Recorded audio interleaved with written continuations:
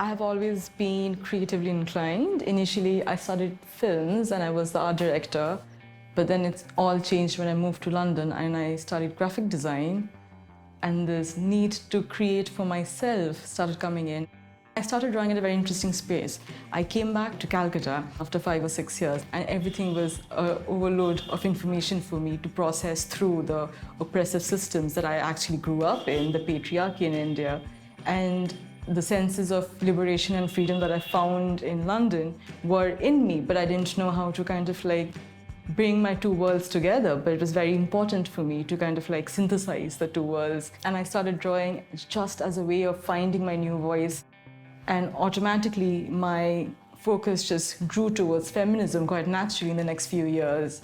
My only fear, perhaps, was how my family would receive my work more than anything else. I didn't fear the outside world. To my surprise, they have been the most supportive and incredibly understanding of what I do. And it's been a complete life changer for me because now I have the validation to just go on doing what I do.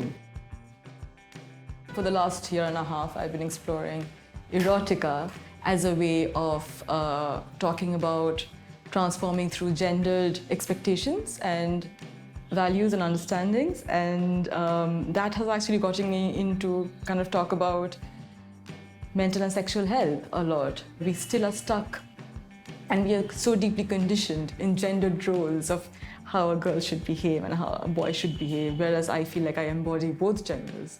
And therefore, embracing it was the first biggest step that changed my life. And eventually now I use art to kind of begin conversations and discourses around it, which I feel really, really positive about. But there have been people who have reached out to me saying that they can relate to it at a level and share their stories with me. In fact, some of the stories have inspired me to make more work. And there's a conversation amongst us, which is very beautiful.